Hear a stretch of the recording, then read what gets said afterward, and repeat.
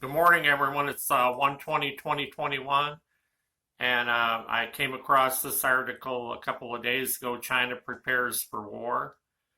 China orders military to be ready for war at any second amid rising tensions in the South China Sea.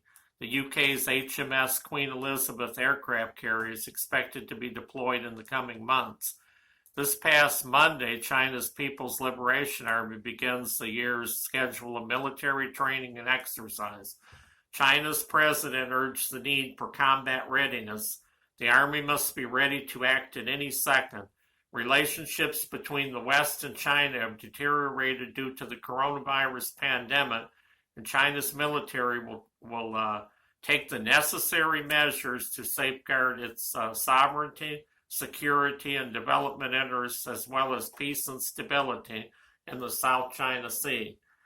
And this is a change from China's president before, had taken a different stance and trying to avoid any kind of confrontation at all costs. So this is a new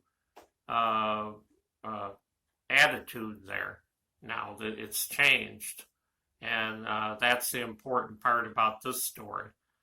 Another story from Iran tests suicide drones. Iran said it successfully tested long-range unmanned suicide aircraft in its first major drone exercise this week. The drones, known as loitering munitions, were flown for 1,400 kilometers, which is 870 miles, near the Gulf of Oman. They have a range of 1,400 kilometers.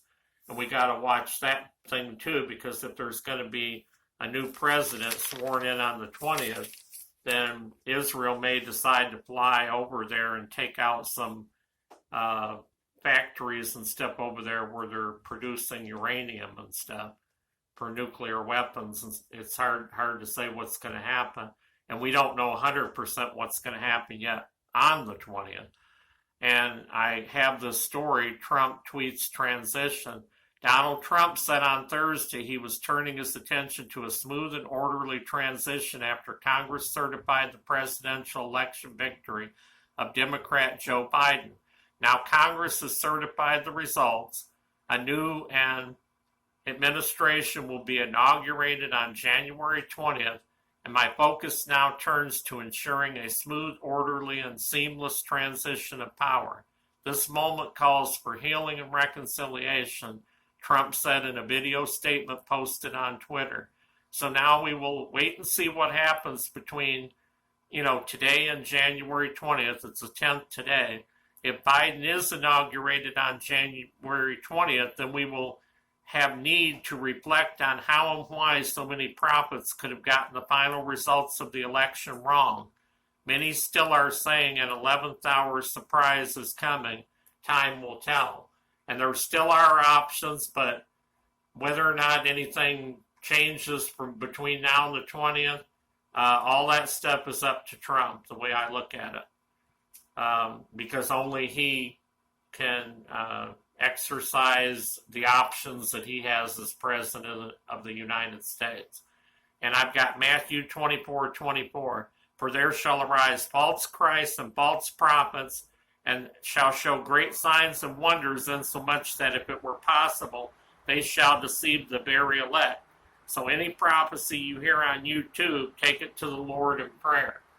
And if somebody gets a prophecy, especially something as important as this situation here, and they get it wrong, completely wrong, then if people are following that person on YouTube, subscribe to them, and especially financially supporting them, you might want to unsubscribe and look elsewhere, spend your time and stuff on some other channel that's maybe a person that's truly anointed by the Lord with true Holy Spirit messages,